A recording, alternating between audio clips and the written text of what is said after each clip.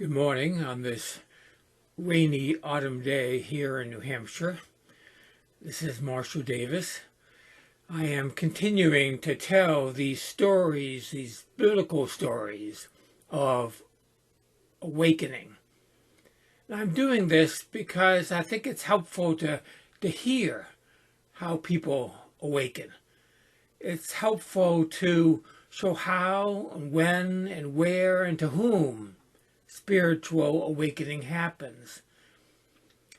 This is important because there are so many misconceptions about spiritual awakening. There's no better story that illustrates the circumstances around awakening than the story of the prophet Elijah. Elijah was a famous preacher in his time. He was a superstar, a religious celebrity. He went up against the king and queen of Israel, King Ahab and Queen Jezebel, and he prevailed. He went up against the state religious leaders of his time, the prophets of Baal, and he was victorious. He is best known for its famous contest with the 450 prophets of Baal on Mount Carmel.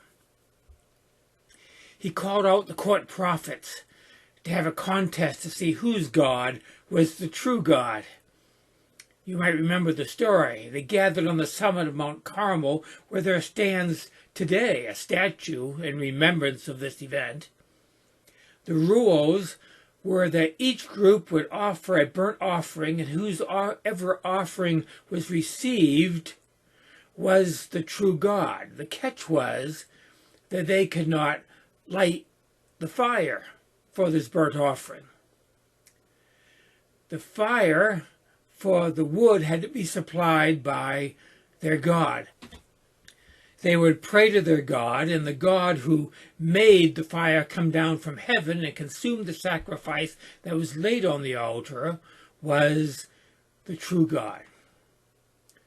The prophets of Baal went first. They laid their offering on the wood and the altar, and then they went on for hours and hours praying and doing rituals and dancing around the altar and even cutting themselves to show their sincerity to their God. This went on for hours and hours and hours all day long, so much so that Elijah started mocking them, suggesting that maybe the God was sleeping and had to be woken up, or maybe he was using the outhouse.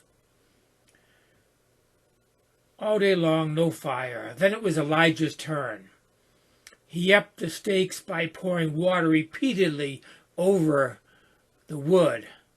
And then he prayed to God, and the fire came down and burned up the offering. To top off the victory, Elijah, the story says, then executed all the prophets of Baal. Now that grisly part of the story is often omitted by most Christian preaching because of the religious violence involved. Elijah was not an advocate of nonviolence or of religious tolerance.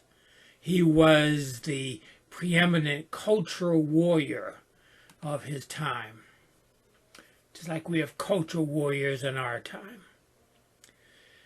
Elijah was the most famous and powerful preacher of the day, but he was not spiritually awakened. And that's a point to remember. It does not matter how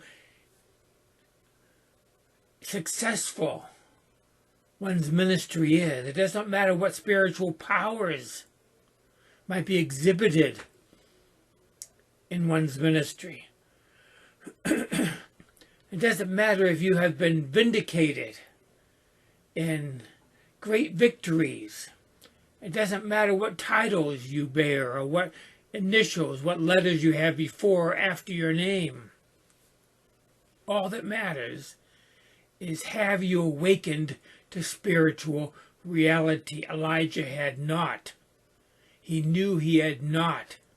He knew there was something lacking in his life. And that is why that great victory at Carmel did not give him any inner gratification. It says that immediately after this event, Elijah fell into depression. He was afraid. He was discouraged. He found no comfort in his faith or in God. The story says he went off by himself into the wilderness and he sat down under a broom tree, which is the biblical name for juniper. There are echoes here of the Bodhi tree. It says he was suicidal, that he wanted to die. He prayed that he might die. But instead he fell asleep under this tree. And while he was asleep, God inspired someone, and it doesn't say who. I think it was probably the Bedouins, who are known for their hospitality. They found him, but they provided bread and water for him. He fell asleep again. He woke up again. There was some more bread and water there, which he ate. This physical sleep and awakening here is prefiguring the spiritual sleep that he was in and the spiritual awakening that was soon to come. It says that Elijah then traveled for 40 days and 40 nights. Again, this is symbolic numbers. He traveled to Horeb, the mountain of God, the same mountain where Moses had experienced his spiritual awakening at the burning bush. He went into a cave on the side of Mount Horeb, and again he fell asleep. This prefigures Christ in the tomb. It also symbolizes a womb that he's entering into, that he's going to emerge from, reborn. It reminds me of the words of Nicodemus, who asked Jesus, can a man enter into his mother's womb again to be born? Spiritual awakening is what the Bible means by spiritual rebirth.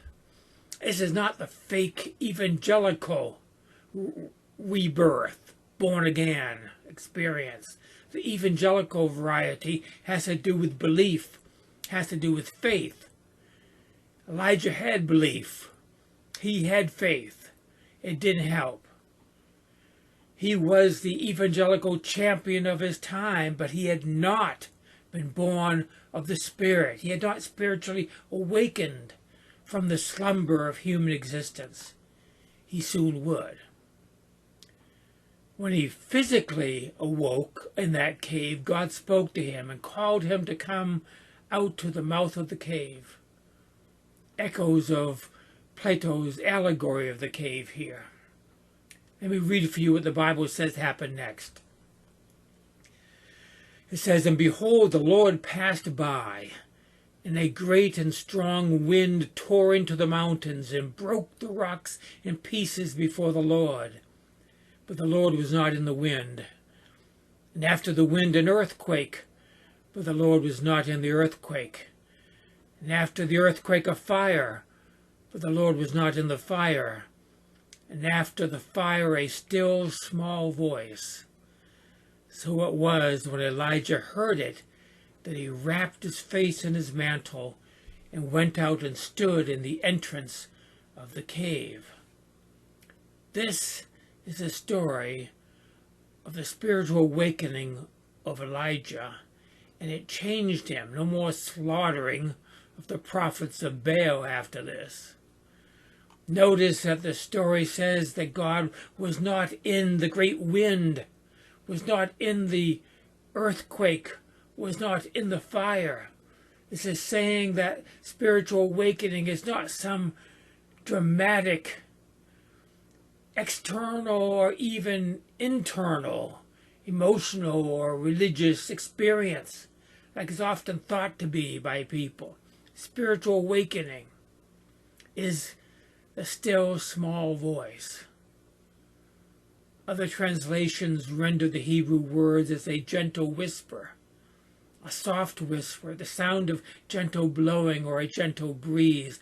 I like the translations that render it a light, silent sound, or a sound of sheer silence. These are all ways of saying that spiritual awakening is subtle. It is the silence that's always here at the heart of existence. Nothing changes, but everything's changed.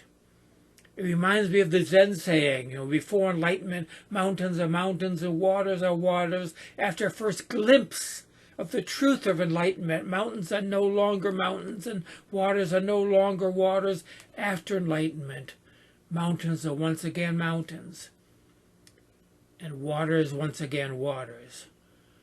Awakening is dramatic. It's a dramatic shift, but it's also a breakthrough into the completely ordinary. You are seeing things as they are, but seeing them for the first time, as if for the first time. At the same time, you realize that deep down you've always known this is who you always have been. You just never paid attention to it and never noticed it. It's as if a veil was over our eyes and our minds all of our lives and then was removed. The silence was always there, but we missed it because of all the noise, all the inner and outer noise in our lives. When all this noise is silenced, then the silence is heard. Only in awakening are we aware of the substratum of existence. Once again, that is Plato's cave, where all people saw was shadows, which they mistook for reality. But when we wake up and leave the cave, like Elijah left the cave, we see the world as it really is, and all of its beautiful, glorious ordinariness. That is what happened to Elijah on Mount Horeb. He woke up spiritually. Even though he was alone when this happened, it was 1,000 times better than having all the crowds cheering for him and that great victory he had on Mount Carmel. Just like spiritual awakening is 1,000 times better than either the Christian conversion experience or all the